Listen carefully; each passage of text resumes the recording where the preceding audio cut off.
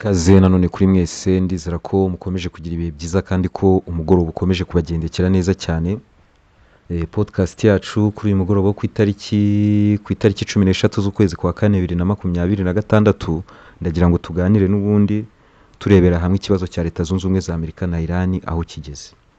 Murabyibuka Donald Trump yafashe icyemezo cyo gufunga Hormuz ndetse n'amasaha yamaze kugera, ubu ni ukuvuga ngo niba ari ibikurikizwa byatangiye gukurikizwa.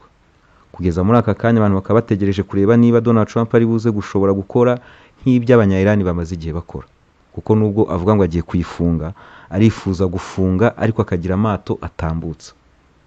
Ibyo ni ihurizo rikomeye cyane ku gisirikare cya Leta Zunze Ubumwe za Amerika. Hakaba n'abategereje kureba ko ibihugu bikomeye byari bisanzwe birimo gukoresha Hormuz binayikesha byinshi cyane nk'Ubushinwa biri buze kwemera amabwiriza ya Leta Zunze Ubumwe za Amerika bigahagarika gutambuka, cyangwa se niba biri buze gusuzugura Leta Zunze Ubumwe za Amerika bigakoresha imbaraga. Ibyo ni birimo kwibazwaho, byiyongera yuko abantu barimo kwibaza batese Abashinwa nibaza gukoresha imbaraga Abanyamerika barakora iki? Barafatira ubwato bw'Abashinwa, bararasa ubwato bw'Abashinwa, ese ubw'Abarusiya nibutambuka barabufata baraburasa, Donald Trump arakora iki? Ingabo ze zifite ayahe mabwiriza muri iyi blocage yabo bashyize kuri Hormuz? Kubera ko murabyibuka Hormuz bayifunze, ariko ntabwo ari ukuvuga ngo amato barajya bayahagarika gisohoka muri Hormuz. Oya, Hormuz nta mato y'Abanyamerika ari gucungira aho ngaho amato asohoka.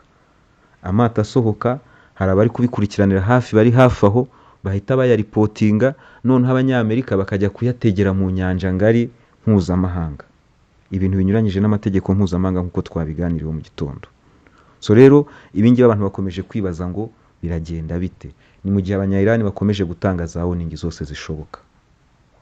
Kubera ko muri Leta Zunze Ubumwe za Amerika hari abajenerali barimo gutanga ibitekerezo babwira Donald Trump bati aho kugira ngo ujye guhangana n'amato y'Abashinwa, ujye guhangana n'amato y'Abarusiya n'andi mato yose arimo gutambuka agendeye ku mabwiriza y'abanya-Iran, rasa poti zose z'abanya-Iran, ibyambu byose abanya-Iran bakoresha mu gutambutsa peteroli bimenagure, ubundi urebe kutari butuzi.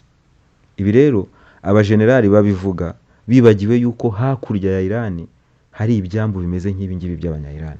Ibyo ngibyo igihe cyose rero iyo babyibeshyeho abanya-Iran hakurya barabibutsa. Islamic Revolution Guard bavuze yuko iki gitekerezo bacyumvise ndetse ko uri buze kwibeshya kurasa kuri poti zabo cyangwa se kuri terminale zabo za peteroli iziri hakurya muri Gulf nazo ziragurumana. Iki ntabwo ari ikintu Abanyamerika baretse gukora batakireba, barakireba neza, ariko se barabikora barinde bate ibyambu bya Arabia Saudite, Oman, Qatar na za Bahrain byose biri aho ngaho hafi y'abanya-Iran.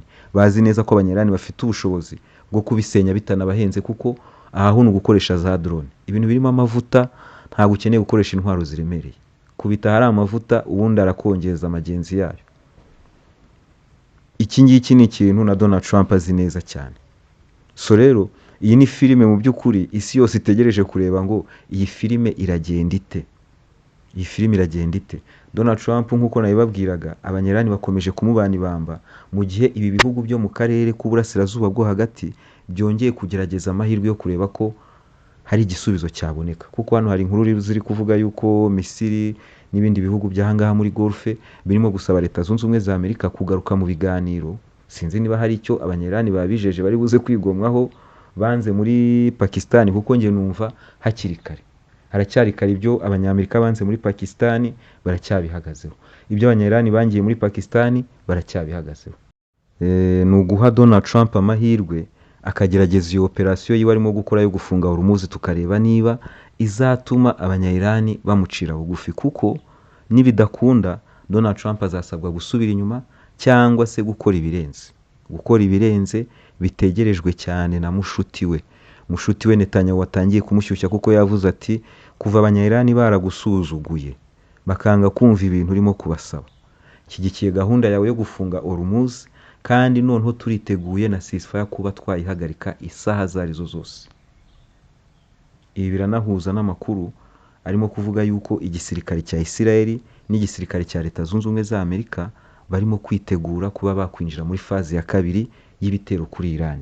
Murabyibuka ko Netanyahu we arifuza intambara ndende, mu gihe Donald Trump yifuza intsinzi yihuse. Ni ibintu bibiri binyuranye, sinzi uburyo abangaba bazahuza, kuko na minisitiri w'ububanyi n'amahanga wa Turukiya mu kanya aganira n'itangazamakuru yongeye kubikomozaho aravuga ati Donald Trump arifuza intambara yihuse mu gihe abanyayisiraheli bo badashobora kubaho nta mwanzi bafite nta ntambara bafite.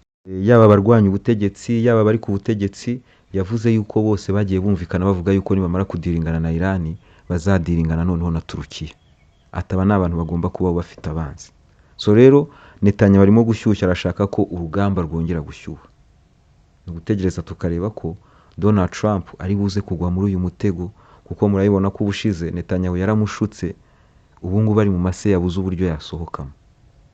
Ibi kandi Netanyahu yamukoreye yagerageje kubikorera abaperezida bose ba Leta Zunze Ubumwe za Amerika, kuko uwitwa John Kerry wari Secretary of State wa Leta Zunze Ubumwe za Amerika ku butegetsi bwa Obama yavuze yuko Netanyahu ibi yakoreye Donald Trump n'ubundi yagerageje kubyumvisha Obama. Yaje afite plani ziwe agerageza kumusobanurira, Obama arabyanga. Yari yabisobanuriye Bush arabyanga. Yabisobanuriye Biden arabyanga. Empara w'isi rero, shefu w'urugamba Donald Trump we yahise abyemera. None uyu munsi ari mu bibazo bikomeye cyane. Ibibazo nawe atazi ngo araza kubisohokamo gute, kuko abanyerani bakomeje kumukambana, bakomeje kumubana ibamba. Reka mbivuge gutyo, uko yitegura abanyerani nabo barimo kwitegura. Narabibabwiye iminsi yari imaze y'intambara, ntabwo abanyerani babura ibyo bashaka kudeplasa, ibyo bashaka kuvana ahantu hamwe bageza ahandi hantu.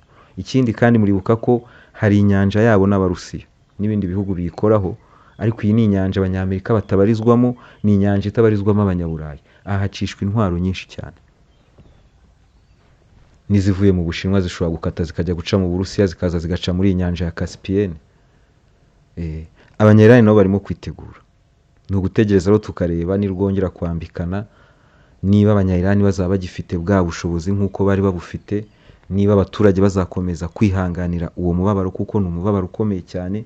Mu by'ukuri harimo byinshi. Uko intambara itinda, baravuga ngo urushize kera rugamburuza intwari. Babivuga gute? Nimumbwire muri comment.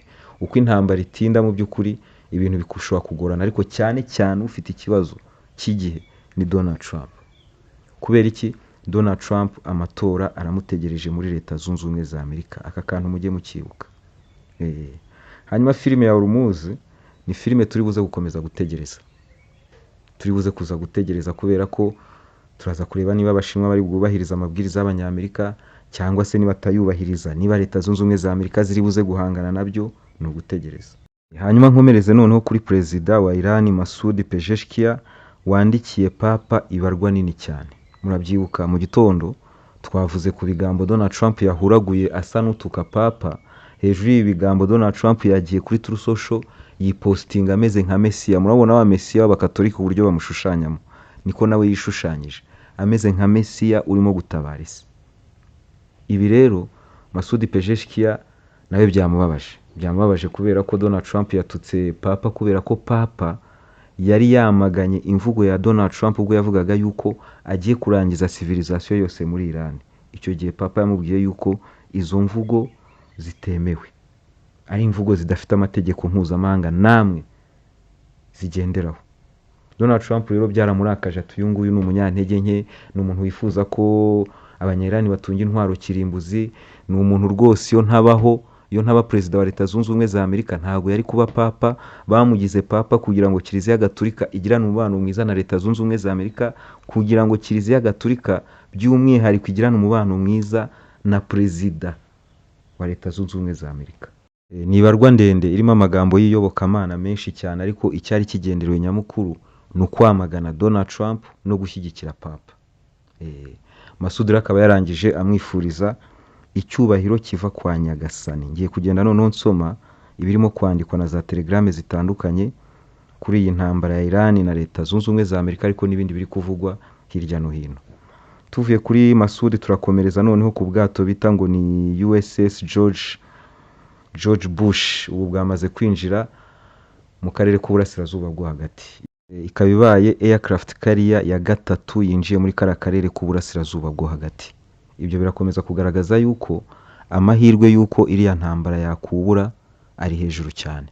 nubwo akenshi tugendera ku gihe cya Donald Trump tuvuga tuti agomba kujya gutegura amatora, abaturage be ntabwo bashyigikiye intambara, Donald Trump arashaka gusohoka muri iyi ntambara.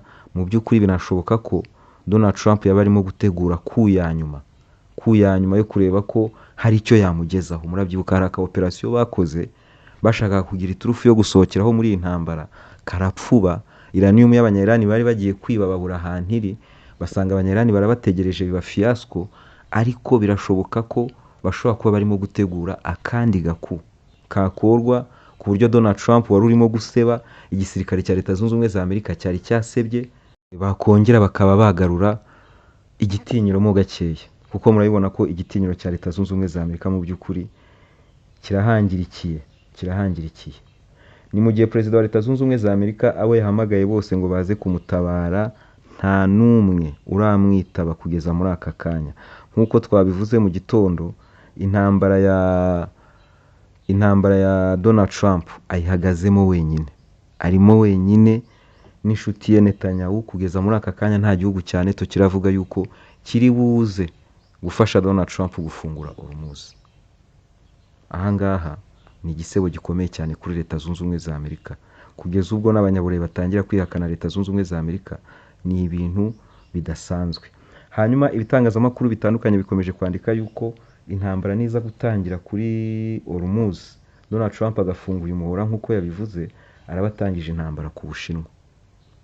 Ni nayo mpamvu nababwiye nti nimureke dutegereze turebe ko Abashinwa bari buze kubahiriza aya mabwiriza y'Abanyamerika, kuko Abashinwa bakesha byinshi cyane uyu muhora wa Hormuz, byinshi cyane. Ni intambara Donald Trump atangije ku Bushinwa. Xi Jinping rero ureba ahunyeza, reka turebe ko Xi Jinping noneho ari buze gufata ibyemezo by'abagabo, kubera ko Abanyamerika baraba bamusanze mu gikari iwe. Ubushize baratubwiraga bati Venezuela ni kure, peteroli y'Abanyavenezuela kwitunganya biragoye, Abashinwa nta nyungu zikaze bafite muri Venezuela. Ahangaha zirahari, hari n'ubufatanye bw'ibihugu. Reka turebe rero niba Abashinwa aho kugira ngo bahangane na Leta Zunze Ubumwe za Amerika bari buze gushyira pressure kuri Iran, kuko nicyo Donald Trump yifuza. Arifuza ko na bya bihugu byari bishyigikiye Iran, byari birimo kwitambukira, bitangira gushyira pressure kuri Iran, kubera ubukungu bwabyo buri buze kugira ikibazo. Ariko ubwato bw'Ubushinwa ntabwo Trump yabutinyuka. Igihe cyose Abashinwa bari buhitemo gukomeza kwigendera, nta muntu uri bubakoreho.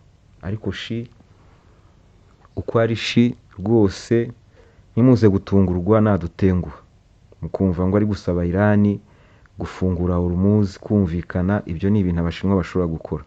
Abashinwa nta kintu kidasanzwe baratwereka kugira ngo tumenye ngo ni abantu bazi gukaza umutsi. Mwarabibonye nk'ibihano Cuba irimo, Abashinwa Abarusiya bafashe icyemezo cyo kubaha peteroli. Ubwato bwa mbere bwagezeyo, ubundi buri kugenda, nubwo burimo kugaruka nibugera mu Burusiya buzapakira. Amato y'Abarusiya ntabwo azigera ahagarara hagati y'Uburusiya na Cuba, amato ya peteroli. Ni ibintu byarenze Donald Trump. Barabimubajije aravuga ati nta kintu nabivugaho, Abarusiya niba bafashemo gakeya, kuko n'ubundi nta kintu yabikoraho. Ubwato Abarusiya bari kubukurikiza ubwato bw'intambara. Abanyamerika se batangiza iyo ntambara n'Uburusiya? Ntibishoboka. N'ahangaha rero niko biri buze kugenda. Abashinwa nibafata icyemezo cyo gukomeza kwigendera. Ni mu gihe Vladimir Putin muri presidanse y'Uburusiya yakiriye perezida wa Indonesia. Perezida wa Indonesia bamwita nde? Bamwita Prabowo Subianto. Indonesia yamaze kuba umunyamuryango wuzuye wa BRICS, byarangiye. So nyuma yuko Viktor Orban atsinzwe amatora, babajije Peskov icyo abivugaho. Peskov aravuga ati twumvise imvugo z'uwatowe kandi ni imvugo dushyigikiye, natwe turashaka kugirana nabo ibiganiro birimo kubahana, nk'uko dushaka kubigirana n'abandi banyaburayi bose. Baramubaza batese kuba Viktor Orban yavuyeho urabivugaho iki? Aravuga ati icyo dukora twebwe ni ukubaha icyemezo cy'Abanyahongiriya. Ni gutegereza tukazareba uyu Premier Ministre ugiye kujyaho wa Hongiriya ibyo azabasha gukora. Gusa nawe aremera ko agomba kuganira n'Uburusiya ku bijyanye na peteroli na gaze. hanyuma Hezbollah ikomeje kugaba ibitero bya za rokete kuri Israel na za drone mu gihe n'abanya-Israel nabo bakomeje kwirasaho. Hanyuma hano hari ni inkuru ziri gutangazwa n'ibinyamakuru byo muri Iran byaganiriye n'aba official bo muri Iran. Biravugwa yuko Iran nayo yamaze gutegura Houthis. Igihe cyose iyi blocage ya Donald Trump iri buze gushyirwa mu bikorwa, bagatangira guhiga amato, bagatangira gufungirana abanya-Iran bigatangira kubakomerana, Houthis barahita bafunga iyo bita Bab el-Mandeb. Nabashyiraho ikarita ibereka Hormuz, ibereka na Bab el-Mandeb. Icyo gihe ni ibintu biri buze kurushaho kugora Leta Zunze Ubumwe za Amerika, kuko abanyamerika barashaka gufunga Hormuz igihe gitoya, kuko bazi neza ko muri Bab el-Mandeb hari bizaba birimo gutambuka, bizatuma wenda ibiciro ku masoko bidatumbagira ngo ako kagunguru kazamuke kagere nko ku $200, kuko kugeza ubu ngubu kongeye kurenga $100, akagunguru kongeye kurenga $100. Ariko Hormuz nifungwa, Bab el-Mandeb nayo igafungwa, ubwo no kuvuga ngo inyanja y'umutuku nayo igafungwa, akagunguru ka peteroli gashobora kugera ku $200. Ni stress Donald Trump atabona hakwepera abanyamerika. Byanze bikunze uwo murongo abanya-Iran niba wactiva, uri bugira ibyo yigomwa ni Donald Trump.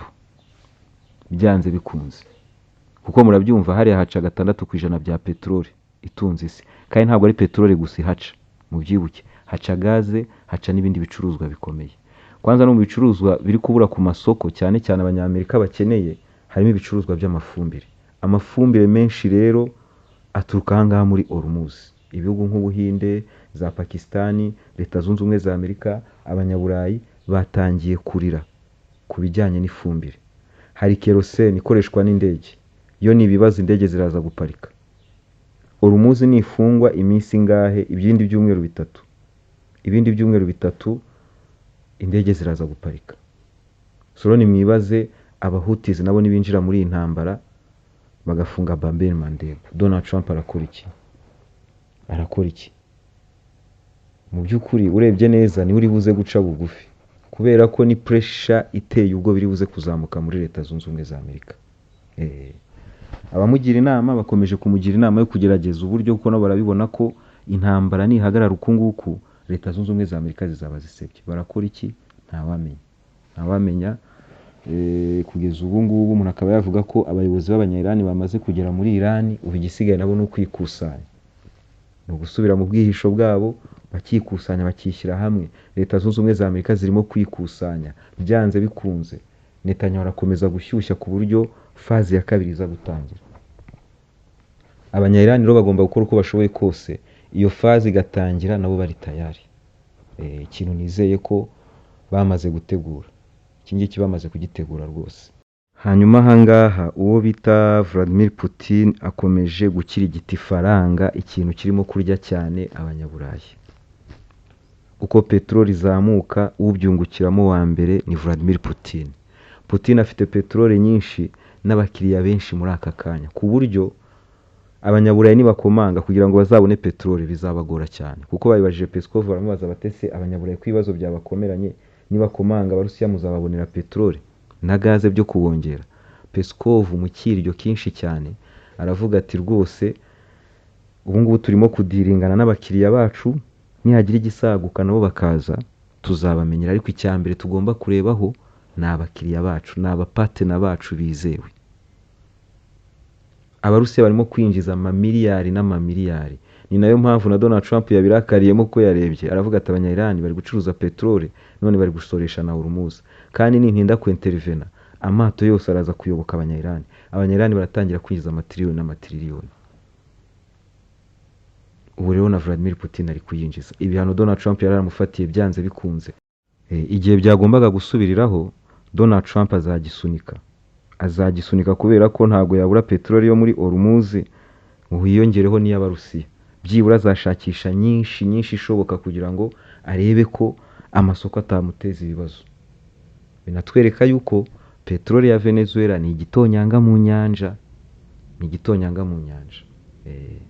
Hanyuma ikindi umuntu yavuga ni air defense system z'Abashinwa na air defense system z'Abarusiya zikomeje kuvugwa ko zamaze kugera muri Iran. Sinzi niba ari igisirikare cya Leta Zunze Ubumwe za Amerika barimo gutera ubwoba, ariko bakomeje kuvuga yuko Abarusiya n'abashinwa bamaze gushyikiriza abanya-Iran iby'ingenzi bari bakeneye.